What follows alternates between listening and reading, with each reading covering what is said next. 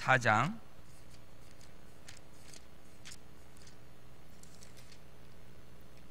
14절부터 30절까지의 말씀 보도록 하겠습니다.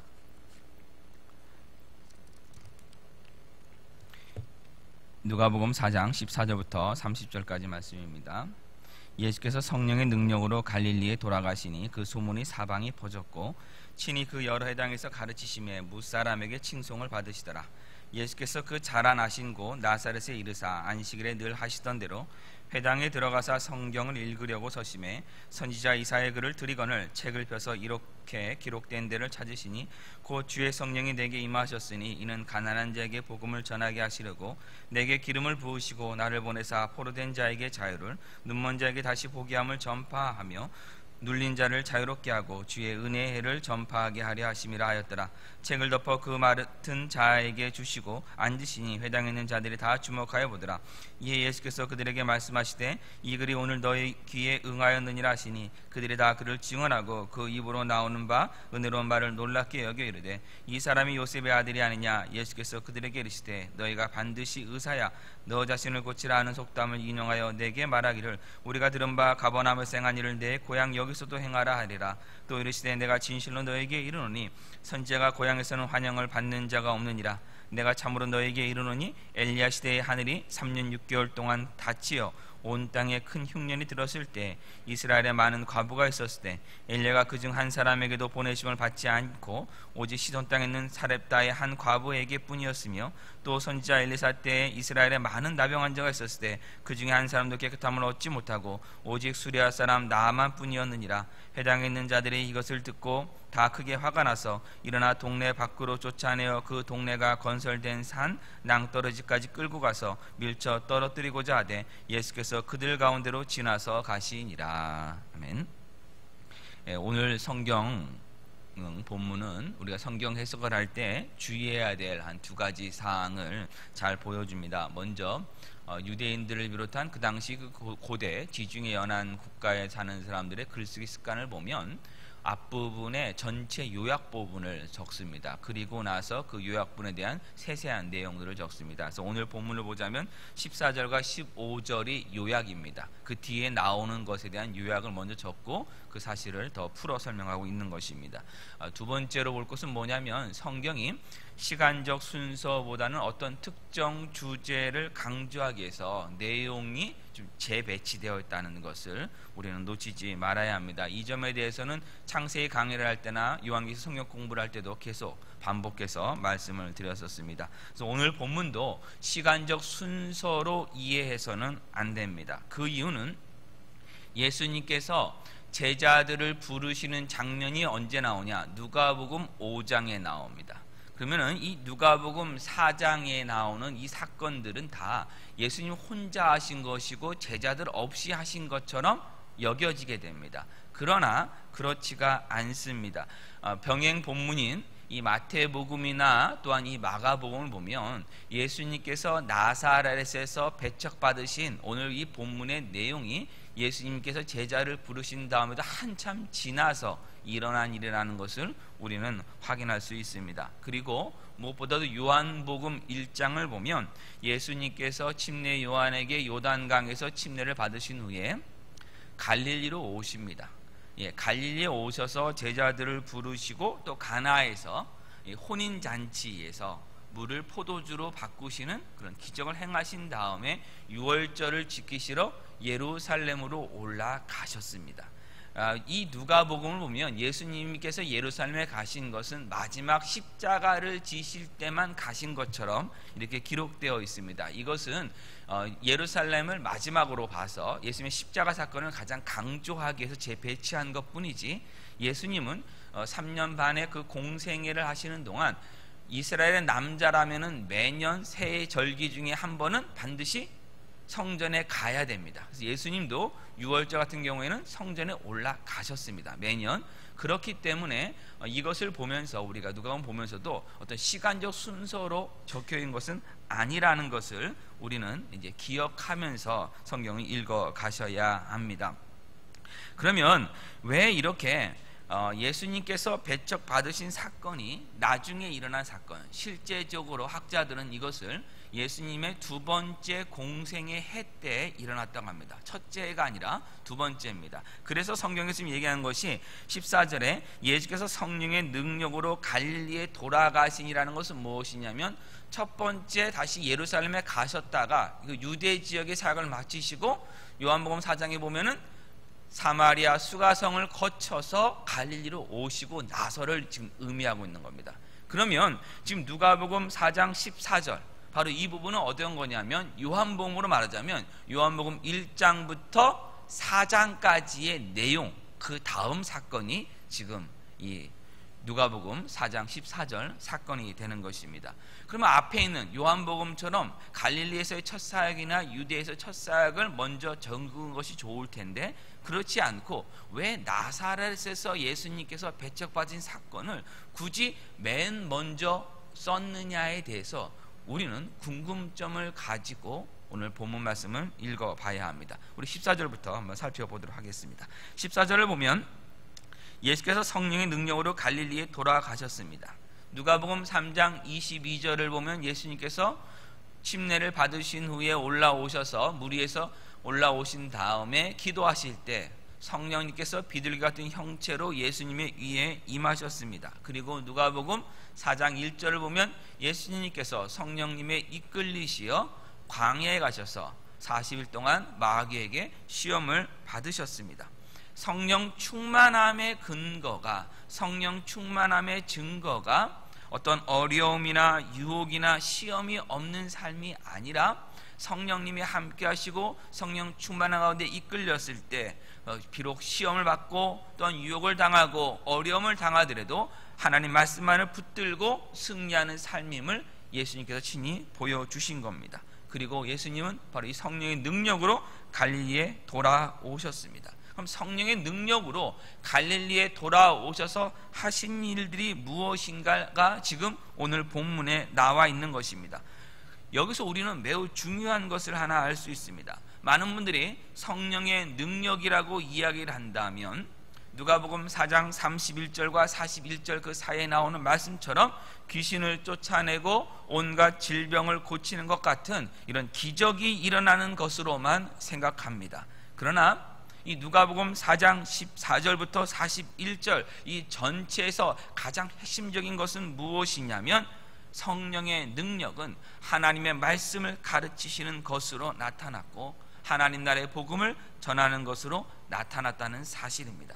그래서 계속해서 16절에서 15절에서도 여러 회당에서 가르치심회가 나옵니다. 그리고 16절부터도 계속 회당에서 가르치시는 말씀이 나옵니다. 32절에서도 회당에서 가르치심이 나옵니다. 마지막 44절에서도 여러 회당에서 전도하시더라로 끝납니다. 하나님 말씀을 가르치시는 것, 하나님 말씀을 전하시는 것이 성령의 능력이었다는 사실입니다. 기적에 대해서 성경은 이렇게 얘기합니다. 기적은 표적이라고 얘기합니다. 표적이라는 말은 한마디로 간판입니다. 간판은 어떤 것의 실체가 아니라 실체로 인도하는 도구입니다. 실체는 하나님 말씀이고 하나님 나라의 복음이고 바로 예수 그리스도입니다. 그러니까 우리가 이 실체를 봐야 되는 것이지 간판만 보고 간판만 쫓아간 다음에 실체를 만나지도 못하고 실체 안에 들어가지도 못하고 돌아와서는 안 되는 것입니다. 그래서 기적은 말씀이신 하나님이 바로 예수 그리스도께로 우리를 인도하고 말씀을 주시는 성령 하나님께로 인도하며 말씀을 통해 일하시는 하나님 아버지께 모든 영광을 올려드리는 대로 우리를 인도합니다. 그래서 말씀이 여러분 실체입니다. 예수님은 바로 이 하나님 말씀을 가르치시는데 많은 힘을 쏟으셨습니다. 그래서 갈릴리 여러 회당에서 들어가셔서 회당에 들어가셔서 말씀을 전하셨습니다. 예수님에 대한 이 소문, 말씀을 가르치는 소문, 성령의 능력으로 함께 하시는 그 소문이 여러 사람들에게 칭송을 받는 그런 결과가 나타났습니다. 우리가 성경 공부를 통해서 살펴봤습니다만은 갈릴리라는 지역이 그렇게 큰 지역은 아닙니다. 이스라엘 땅 자체가 매우 작은 땅입니다. 예수님에 대한 소문은 갈릴리 전체에 널리 퍼졌습니다. 이 갈릴리의 작은 마을인 나사렛에도 이 소문은 분명히 퍼졌을 것이고 갈릴리 나사렛 사람들은 매우 뿌듯했을 것입니다. 요한복음 1장을 보면 나다나엘이 갈릴리 나사렛에서 무슨 선한 것이 날 수 있겠느냐는 이런 말을 합니다. 그게 무슨 말이냐면은 나사렛이라는 그 동네에 대해서 그 유대인들이 굉장히 무시했다는 것을 우리는 알 수가 있습니다. 이 갈릴리 지역이라고 하는 것도 이 예루살렘을 중심으로 한 유대 지역에서 사람들을 보자면 촌입니다. 시골입니다. 무시당하는 곳입니다. 근데 그 갈릴리 사람들도 또 나사렛을 무시합니다. 그러면 이 나사렛은 굉장히 무시받는 곳입니다. 그런데 이 나사렛 출신인 예수님께서 이렇게 많은 사람들의 칭송을 받고 있으니 이 갈릴리 나사렛 사람들은 얼마나 뿌듯했을 것입니까? 언제쯤 예수님이 고향으로 올 것인가에 대해서 매우 궁금하고 있었을 것입니다. 드디어 예수님께서 나사렛에 오셨습니다. 그리고 안식일이 되자 늘 하시던 대로 회당에 들어가셨습니다. 회당은 지금 우리식으로 말하면 교회입니다. 우리가 보통 교회를 성전에 비유하기도 합니다만은 실제적으로 교회에 가까운 것은 성전이 아니라 하시는 이 회당입니다.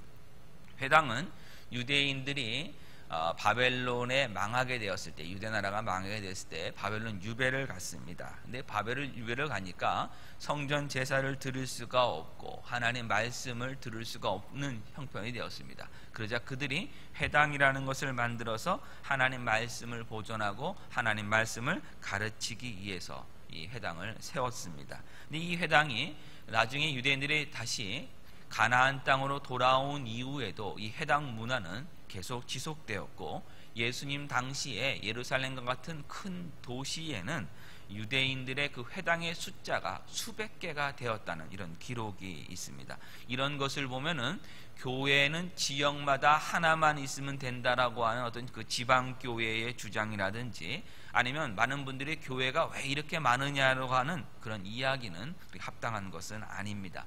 회당은 안식일에만 모인 것이 아니라 일주일에 3차례 정도는 모여서 하나님 말씀을 배우고 공중 함께 모여서 하는 기도를 하는데 사용되었습니다. 하나님 말씀을 제대로 전하기 위해서, 가르침을 받기 위해서 회당이 존재했고 함께 기도하기 위해서 존재했습니다. 오늘날 우리가 교회가 존재하는 것도 하나님 말씀을 전하고 우리가 함께 모여 기도하기 위해 이렇게 존재합니다. 교회가 많은 것은 문제가 아닙니다. 하나님 말씀을 제대로 전하고 우리가 함께 모여 하나님 나라를 위해서 기도하느냐가 더 중요한 것입니다. 예수님 안식일이 되자 늘 하던 대로, 하시던 대로 회당에 들어가셨습니다. 주일이 되면 우리가 교회에 가는 것이 늘 하던 대로가 돼야 합니다. 신앙생활에 좋은 습관들이 있어야 합니다. 하나님 말씀을 읽는 습관이 있어야 되고, 하나님께 기도하는 습관이 있어야 되고, 주일이면 함께 모여 예배하고 하나님 말씀 공부하고 서로 교제를 나누는 그런 습관이 있어야 합니다. 예수님 회당에 들어가셔서 성경을 읽으려고 서셨습니다. 그리고 다 읽으신 후에는 20절 말씀과 같이 앉으셨습니다.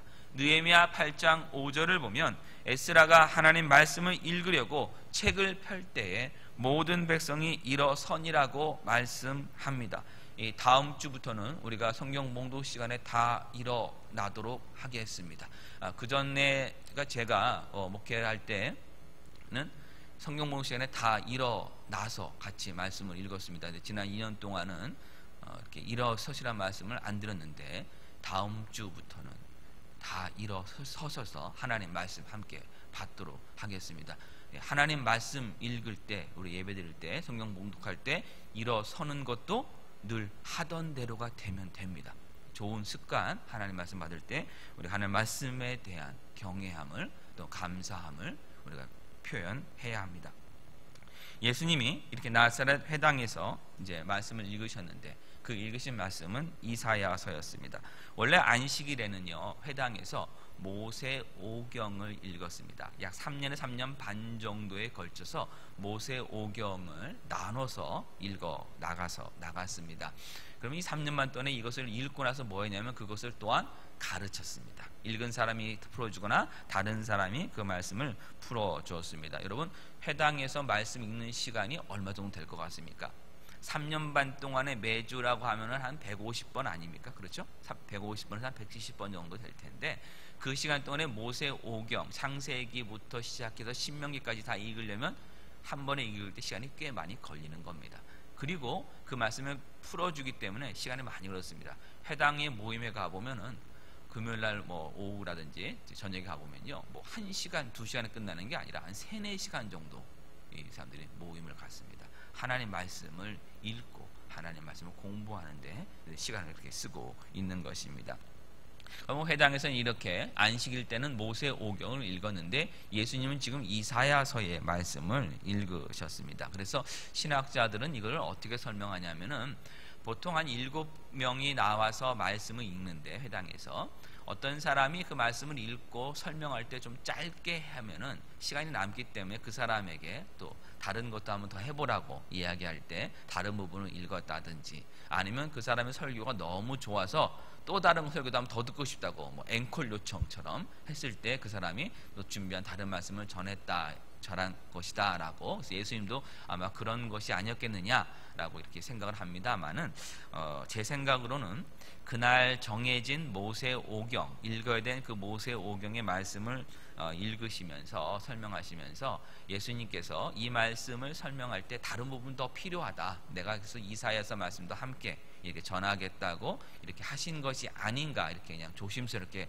추측해 봅니다. 나중에 제가 하늘나라 가서 예수님에게 한번 직접 물어보도록 하겠습니다. 어떻게 된 건지. 왜냐하면 회당에서는 모세 오경만 읽는데 어떻게 읽으셨는지 그건 나중에 한번 우리가 알 것이고, 어찌됐든 간에 예수님께서 이사야서의 말씀을 읽으셨는데 이사야서의 말씀을 읽을 때도 예수님이 의도적으로 지금 바로 18절과 19절에 나온 이사야서 61장 1절과 2절 말씀을 읽으셨다고 이렇게 성경은 기록하고 있습니다. 17절 말씀 보면 선지자 이사야의 글을 들이거늘 책을 펴서 이렇게 기록된 데를 찾으시니입니다.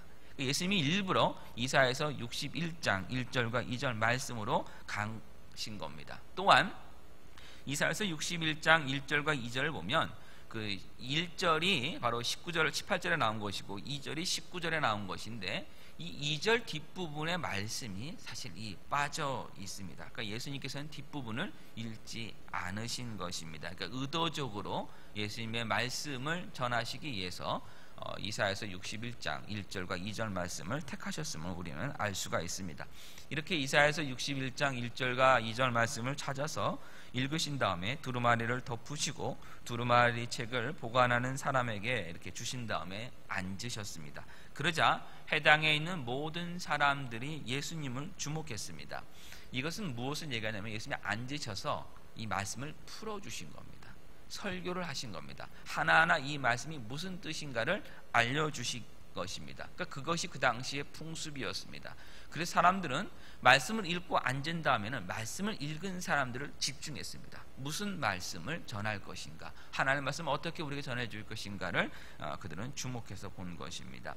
예수님께서 읽으신 말씀을 풀어 설명하셨다는 것을 본다면 우리가 한 가지 사실을 기억을 해야 됩니다. 무엇인가 하면 사복음서를 보면 예수님께서 말씀을 전하실 때 비유를 많이 쓰셨습니다. 그래서 예수님의 설교 방식에 대해서 어떤 비유라든지 예화 중심, 사람들이 알기 쉽게 하는 그런 설교를 하셨다라고 사람들이 이해를 합니다만은 예수님께서 가르치셨던 그 비유라든지 그것은 일반인들을 위해서 바깥에서 전체적으로 모였을 때 하신 말씀이었고, 회당에서 말씀을 가르치시거나 제자들에게 말씀을 가르치실 때는 말씀을 풀어 설명해 주셨습니다. 그래서 예수님 부활하신 후에도 엠마올로 가는 두 제자들에게 모세와 선지자들이 나를 가리켜 말한 것이다를 성경을 하나하나 지적하시면서 풀어서 설명해 주셨습니다. 회당에서도 마찬가지입니다. 그래서 예수님이 하신 설교의 방식을 굳이 말하자면 어떤 예화 중심의 설교가 아니라 강의 설교입니다. 말씀을 하나하나 풀어준 것이고 이것은 회당에서 이루어지는 설교의 형식이었습니다. 그래서 느헤미야서의 그 에스라도 하나님의 말씀을 읽고 하나하나 풀어줬습니다.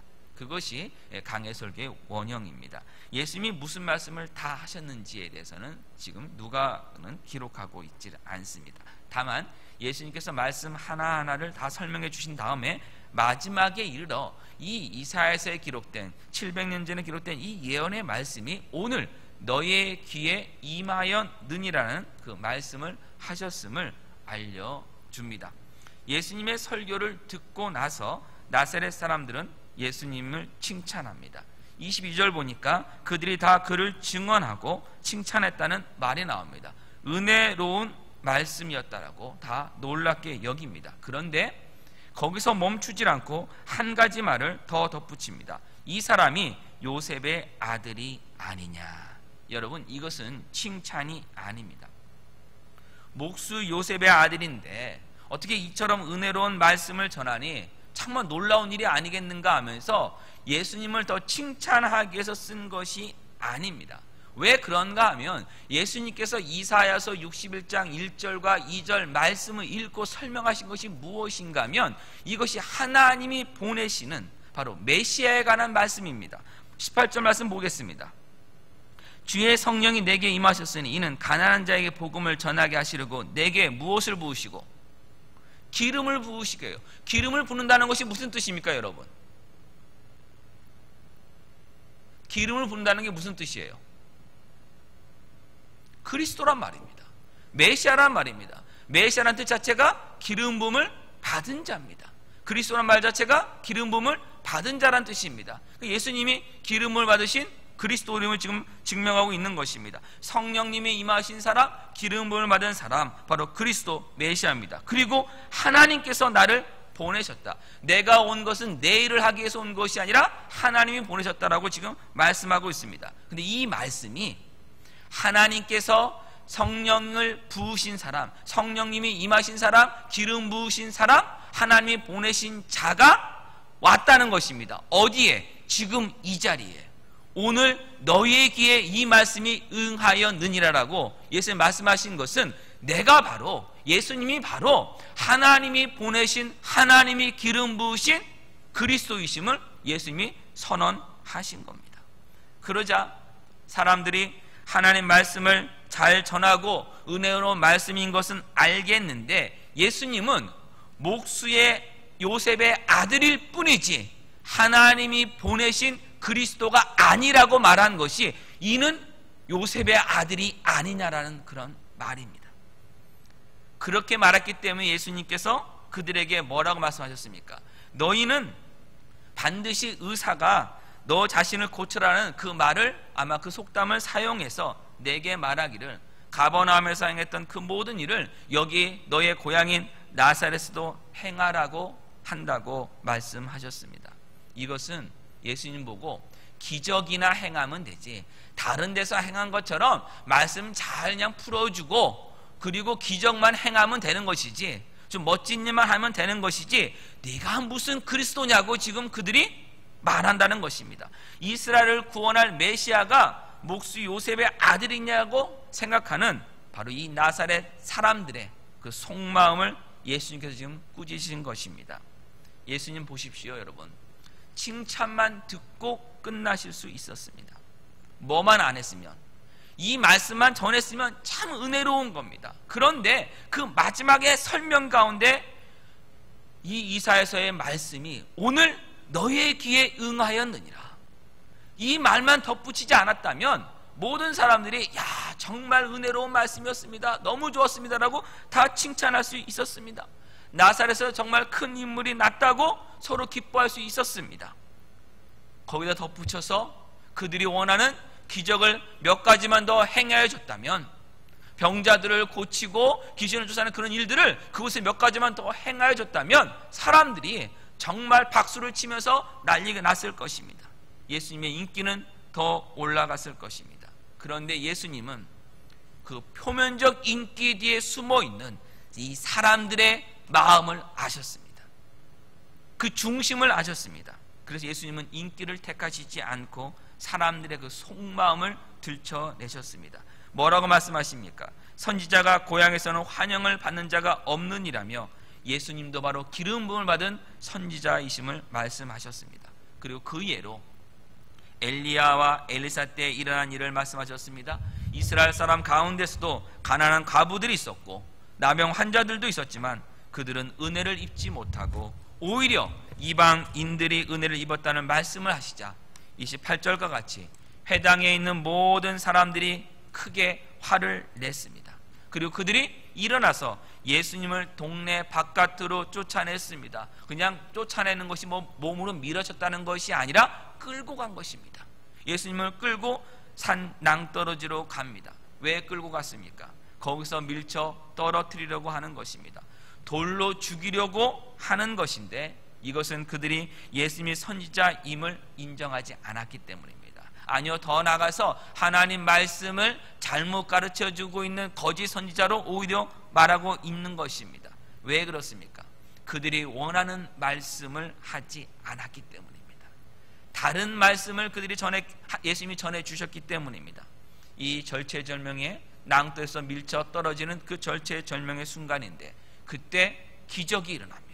그들이 원하는 어떻게 보면 그 기적이 그 순간에 일어납니다. 끌려가셨던 예수님이 그들 가운데로 지나서 가버리십니다. 아무도 예수님을 잡지 못했습니다. 홍해의 기적이 일어난 것처럼 예수님은 그들 가운데를 지나가 버리셨습니다. 우리 지난주에 예수님이 마귀의 시험 받으신 그 사건을 살펴보면서 성전 꼭대기에서 뛰어내리라고 이 마귀가 시험을 합니다. 그러면서 뭐라고 하냐면은 그 뛰어내려도 하나님께서 천사들을 통해서 그 발을 상하지 않게 하실 것이다 라고 마귀가 유혹을 합니다. 예수님 뛰어내리셨습니까? 안 하셨습니까? 안 하셨습니다. 하나님도 어떤 큰 기적을 보여주진 않으셨습니다. 예수님은 하나님 말씀으로 그 시험을 이기셨습니다. 그런데 지금 하나님께서는 예수님을 보호하시기 위해서 기적을 베풀어 주셨어요. 어떻게 해요? 그 사람들 사이를 예수님이 아무 문제 없이 통과할 수 있도록 해 주셨습니다.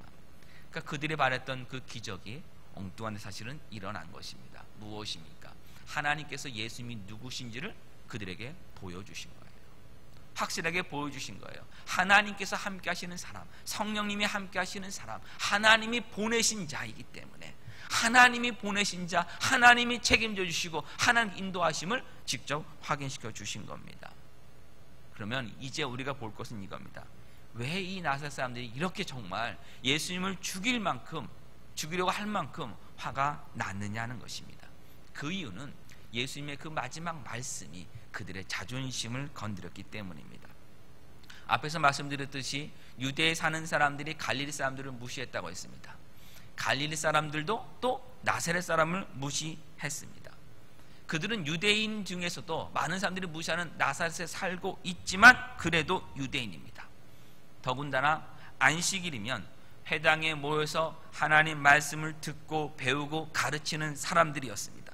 나름대로 하나님을 향한 열심을 가지고 있는 사람들이었습니다. 예수님이 유월절을 지키러 12살 때 부모님과 함께 올라가셨습니다. 그때 나사렛에서 예수님 가정만 올라가셨습니까? 아니면 나사렛에 있는 사람들 같이 올라갔습니까? 같이 올라갔습니다. 같이 올라갔어요. 그래서 예수님의 부모님이 일행 중에서 예수를 찾았는데 못 찾았기 때문에 돌아온 건 아닙니까? 그럼 뭘 얘기하냐면 나사렛 사람들이 그래도 율법을 지키려고 노력하는 사람들이었어요. 나름대로 종교성이 있는 사람들이었습니다.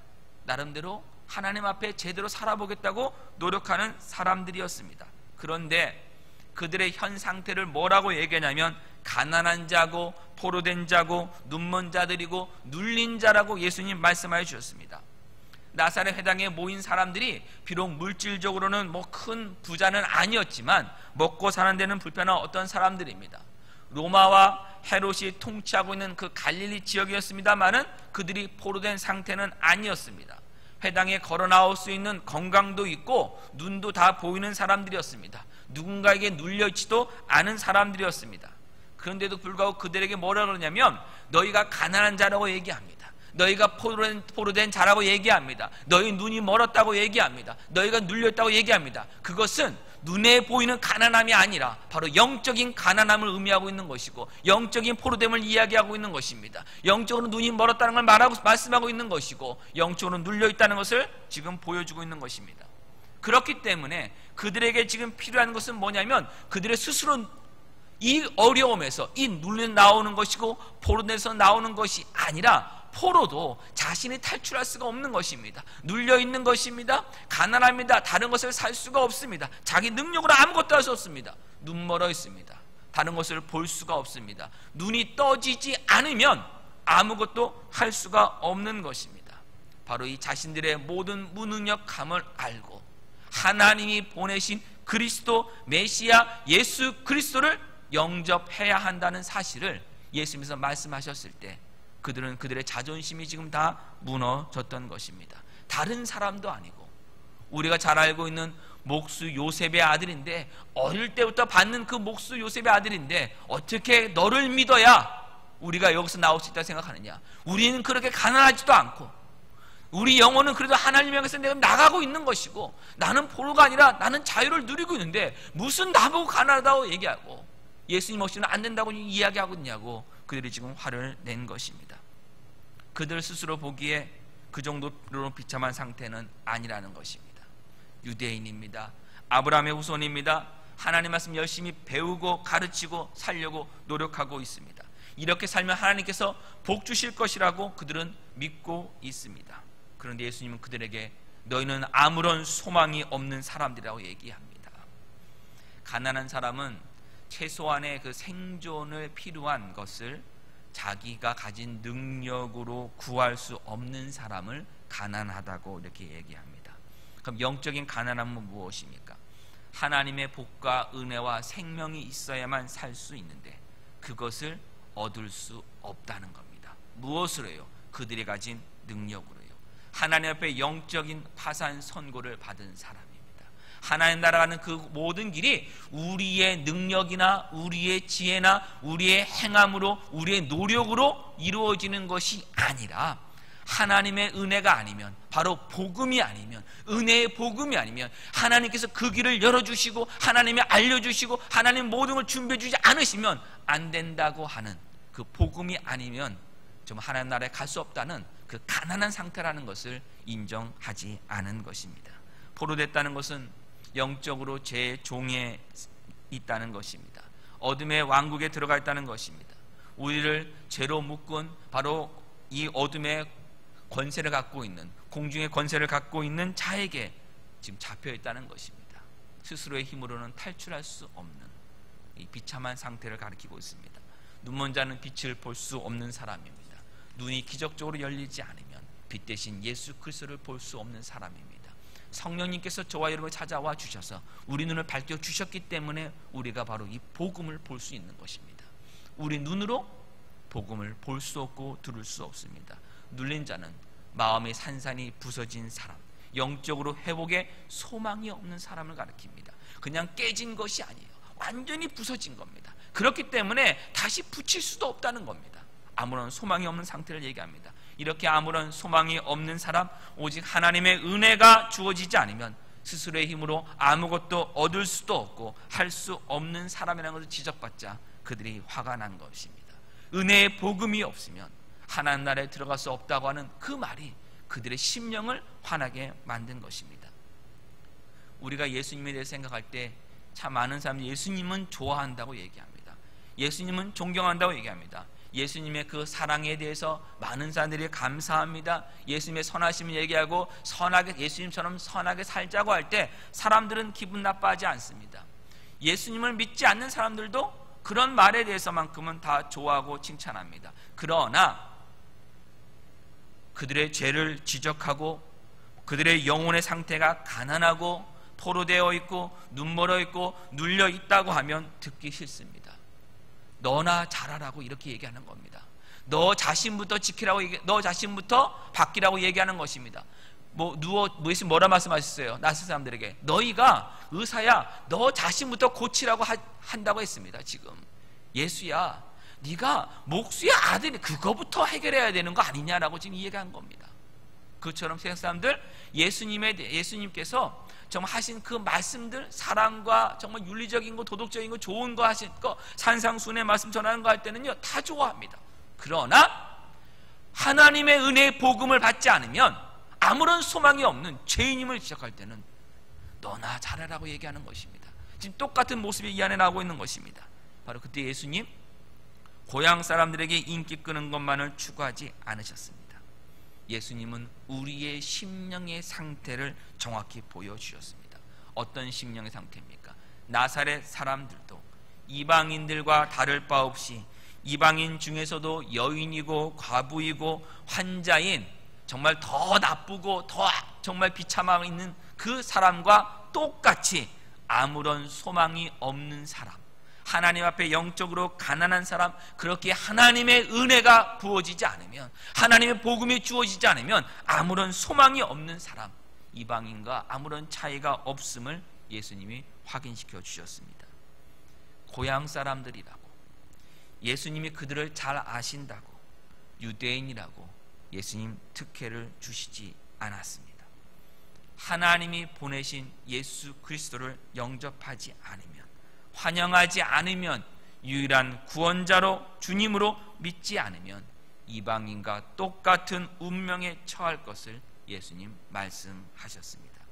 이것이 회당의 유대인으로서 나온 그 나사렛 사람들의 그 종교심을, 그 자존심을 건드렸던 것입니다. 누가가 누가복음을 썼을 때 데오빌로 각하에게 썼다라고 맨 앞에 기록하고 있습니다. 이방인들에게 예수님을 전하기 위해서 기록한 것입니다. 예수님이 오신 이유는 무엇입니까? 유대인들을 구원하기 위해서만 예수님 오셨습니까? 아닙니다. 예수님은 죄의 종으로 눌려 살고 있는 눈멀고 가난한 이방인을 포함한 바로 저와 여러분 모든 사람을 구원하시기 위해서 오셨음을 알려주기 위해서 바로 예수님의 공식적인 사역을 소개하는 첫 자리에 나사렛에서 배척받은 사건을 적어 놓은 것입니다.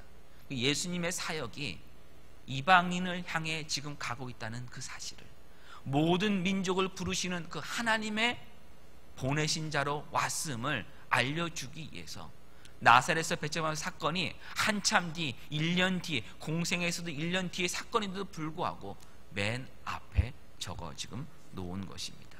유대인이든지 이방인이든지 모두가 복음 없이는 구원받지 못하고 자유함 얻을 수 없습니다. 우리에게 값을 요구하지 않는, 행함을 요구하지 않는 은혜의 복음을 믿음으로 영접할 때만 우리가 하나님 나라에 들어갈 수 있으며 바로 하나님이 우리에게 약속하신 영생을 얻을 수 있습니다. 예수님은 이사야 61장 1절과 2절을 읽고 설명하실 때 2절 후반부를 빼놓으셨다라고 앞에서 말씀을 드렸습니다. 빠진 후반부에 나온 2절 후반부에 나온 그 말씀 무엇인가 하면 주의 은혜의 해와 보복의 해를 선포한다는 말씀입니다. 그 은혜의 해만을 예수님이 지금 말씀하신 것입니다. 무엇을 우리에게 지금 말씀하고 있는 겁니까? 예수님 우리를 심판하시기 위해서 오신 것이 아니라 우리를 구원하시기 위해서 오셨음을 지금 말씀한 겁니다. 하나님이 보내신 그리스도는 제 종으로 살고 있는, 아무런 소망도 없는 제 비참한 가운데 있는 어둠 속에 있는 저와 여러분을 구원하시기 위해서 하나님께서 예수 그리스도를 보내셨음을, 그렇기 때문에 지금은 은혜의 해임을 예수님이 말씀하여 주신 겁니다. 그런데 이 19절에 나오는, 우리 누가복음 4장 19절에 나오는 이 은혜해라고 하는 이 은혜라는 단어, 헬라어 단어가 우리가 보통 말하는 은혜하고는 좀 다릅니다. 네, 우리가 보통 말하는 은혜라는 단어는 카리스라고 하는 단어입니다. 이 카리스라는 단어에서 카리스마라는 것도 나왔는데 이때 쓴 단어는 카리스라는 은혜가 아닙니다. 이때 쓴 은혜라고 하는 단어, 바로 주의 은혜의 해라고 하는 것은 원래 유대인들 율법에 따르면 50년 만에 오는 그 희년의 해, 모든 것이 다시 원상대로 회복되는 희년의 해를 가리킬 때 이 은혜해라고 했는데, 이 은혜라는 단어가 원래 뜻 가운데 오늘 본문에 한 번 더 나옵니다. 그 한 번 나온 것이 어디냐면 24절입니다. 여러분 24절에서 은혜라는 말이 과연 무엇일까요? 본문에 나오는 헬라어 본문에는 똑같은 단어가 19절에 주의 은혜라는 그 똑같은 단어가 24절에 나옵니다. 그 단어가 여러분 무엇일 것 같습니까? 환영입니다. 환영입니다. 주의 은혜에는 어떤 해입니까? 예수 그리스도가 오심을, 예수 그리스도 하신 것을, 바로 예수 그리스도를 영접하는 겁니다. 예수 그리스도를 환영하는 것입니다. 하나님이 우리에게 베푸신 은혜를 믿음으로 영접하는 것이 은혜의 해입니다. 지금은요, 바로 은혜의 해입니다. 저와 여러분에게 예수 그리스도가 지금 은혜를 베풀고 계십니다. 하나님이 은혜를 베푸고 계십니다. 우리는 이 은혜를 내 것으로 믿어야 됩니다. 내 것으로 영접해야 됩니다. 예수님 다시 오실 그때 보복의 해가, 심판이 이루어질 것입니다. 지금은요, 은혜의 해입니다. 이 은혜에는 우리가 예수 그리스도를 영접해야 됩니다. 이제 우리 자신을 한번 돌아보겠습니다. 오늘 우리가 이렇게 지금 교회에 나왔습니다. 회당에 나온 나사렛 사람들처럼요, 안식일에 회당에 나온 나사렛 사람처럼 우리도 지금 이렇게 교회에 나와서 예배하고 있고, 기도하고, 찬송 부르고, 하나님 말씀 배우고 있습니다. 말씀을 가르치고 있습니다.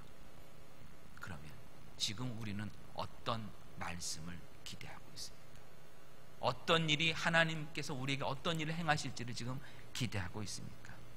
내게 듣기 좋은 소리, 성경을 기가 막히게 풀어주는 어떤 지혜의 말씀, 어떤 수많은 기적을 행하시는 그 능력을 여러분 기대하고 계십니까? 아니면 예수님께서 성령 하나님을 통하여 저와 여러분의 그 마음의 상태, 그 심령의 상태, 영혼의 상태를 낱낱이 하나님 말씀으로 밝히시길 지금 원하고 계십니까? 아직도 예수님께 모든 것을 내어드리지 못하는 우리들의 삶, 나름대로 신앙생활 잘하고 있다는 그 생각, 나 정도만 믿으면, 나 같은 사람만 있으면 어떻게 저렇게 신앙생활 하면서도 예수님 믿는다라고 말할까 하는 그런 판단, 이 모든 교만함과 자존심을 예수님께서 말씀으로 보여주실 때 그 말씀하시는 그 예수님을 여러분 영접하십니까? 환영하십니까? 아니면 예수님 아직은 아닙니다, 제게 너무나 많은 기대를 하고 계십니다라고 혹시 말씀하고 있지는 않습니까? 아니면 내가 원하는 말씀이 아니기 때문에, 내가 원하는 예수님이 아니기 때문에, 내가 원하는 하나님이 아니기 때문에 하나님을 거부하고 예수님을 거부하고 예수님을 밀쳐내고 예수님에게 돌을 던지며 예수님에게 등을 돌리며 지금 다시 걸어나가고 있지는 않습니까? 우리가 우리 자신을 살펴봐야 됩니다. 우리 자신을 살펴봐야 됩니다. 우리가 해야 될 것은 바로 예수 그리스도, 예수 그리스도의 말씀, 하나님 말씀을 믿음으로 환영하는 겁니다. 이 말씀이 우리에게 생명이 되고 우리에게 양식이 되고 우리에게 은혜임을 붙드는 것입니다. 다른 것이 아닙니다. 우리는 예수 그리스도를 영접하는 은혜의 때에 살고 있습니다. 혹시 지금 가난하십니까? 지금 핍박받고 있습니까? 지금 눈이 멀어 있습니까? 지금 눌려 계십니까? 예수님께서 말씀하셨습니다. 예수님이 오셔서 바로 그 모든 것들을 해결해 주시는, 바로 이 말씀이 오늘 너희의 귀에 응하였느라고 예수님 말씀하여 주셨습니다. 우리 인생의 모든 것 바로 예수님만이 해결해 줄 수 있습니다. 예수님만이 우리의 주인 되실 때 우리가 바로 예수 그리스도 안에 있는 그 은혜 안에 거하게 됩니다. 지금은 예수 그리스도 안에 있는 은혜를 환영할 때입니다. 예수 그리스도를 환영하지 않고 예수 그리스도를 거부하고 예수님 영접하지 않았을 때 그들에게 남은 것은 보복의 날밖에 없습니다. 나사렛에 예수님이 한 번 더 가셨는지 알 수는 없습니다만은 성경을 통해 보자면 가지 않았을 가능성이 훨씬 큽니다.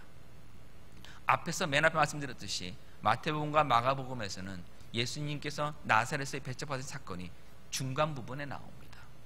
그러니까 한참 뒤에 나오는 것입니다. 그 이후 나사렛에 갔다고 하는 그 기록이 없습니다. 그렇다면 지금 예수님을 거부했을 때 그들은 이 은혜 안에 더 들어가지 못한 겁니다. 하나님께서 저와 여러분에게 지금 호흡을 주시고 생명을 주시고 살 수 있게 하여 주신 것, 바로 은혜의 때에 예수 그리스도의 은혜를 붙드는, 예수 그리스도를 영접하는 믿음 안에 들어오라는 하나님의 마지막 사랑의 선언입니다. 그 선언에 여러분 항복하시고 예수님을 보내셔서 우리를 권하시는 그 하나님의 사랑에 감사하는 삶 사시길 주님의 이름으로 부탁드립니다. 기도하겠습니다. 하나님, 예수 그리스도의 거룩한 빛을 우리 심령에 비춰 주시옵소서. 성령님, 하나님의 말씀의 거울로 우리 심령의 교만함과 자존심의 성벽을 비춰 주시옵소서. 이 시간 비춰진 모든 교만함과 자존심을 하나님 앞에 회개하는 저희 모두가 되게 하여 주셔서 예수 그리스도 안에 있는 은혜를 영접하며 환영하는 믿음의 사람으로 서 있는 이 시간 되게 하여 주시옵소서. 하나님, 지금 은혜의 때입니다. 지금 은혜의 시간입니다. 지금 예수 그리스도 안에 있는 은혜를 영접할 때입니다. 항상 예수 그리스도 안에 있는 은혜만을 붙들며 이 땅의 남은 날들을 살아가는 저희 모두가 되게 하여 주셔서 저희 삶 가운데 함께 하시는 하나님의 사랑의 증거들이 넘쳐나게 하여 주시옵소서. 지금을 놓치지 않게 하여 주시고 은혜의 때를 볼 수 있는 영적인 눈을 열어 주시옵소서. 예수님의 이름으로 기도합니다.